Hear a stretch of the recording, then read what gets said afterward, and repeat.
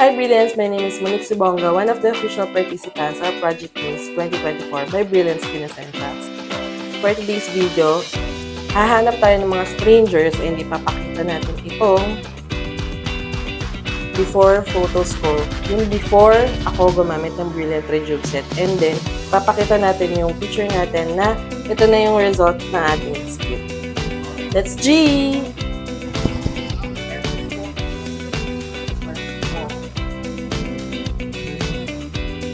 Hello po, good afternoon. Okay lang po ba makuha yung reaction niya? Mag-rate lang po kayo ng 1 to 10, tapos papakita po sa inyo yung before and after photo ko. Ayan po yung before photo ko. And then, yan po yung recent photo ko using Brilliant Rejuve Set. Layo, finish na. Kung i-rate niyo po siya 1 to 10, ano po yung magiging rate and why? 10 siguro kasi yung kuminis, gumanda. Oh, di ba? Siguro mga 10. Ayan. Thank you po. Hi, hello po. Pwede po makakuha ng reaction po about sa before and after photo ko. O ano po, na marami pong hindi po siya makinis yung face nyo before po. Tapos din po yung nag-use po kayo ng Brilliant, yun naman po yung result. Ang ganda Yes po. po. Kung i-rate niyo po siya 1 to 10 ate, ano Yung po yung before magiging, po. ano po magiging ratings niya?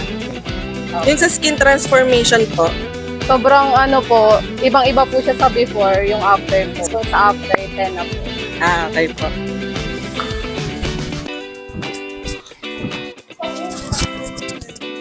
Hi ate!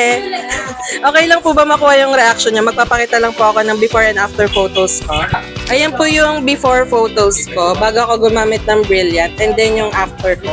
Kung i-rate niyo po yung skin transformation, ano po yung magiging rate niya? 1 to 10. Maganda siya ang result niya sa after.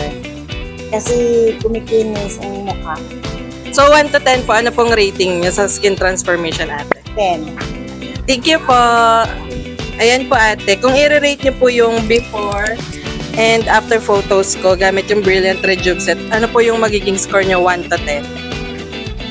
Opo, mayroong pinagbago. So anong score po ate? 1 to 10, ano pong magiging rating? 9. 9 po. Bakit po 9? Pwede rin 10 na rin. Kasi perfect naman na siya. Natanggal lahat ng Pimples. tagyawat, mga pimples. Tapos yung parang inaanay na. Inaanay na po yung mukha, no? Natanggal naman po siya kasi Tapos kita naman po talaga sa mukha mo na nawala talaga yung mga Opo. engkanto. Ayun pa, salamat po ate.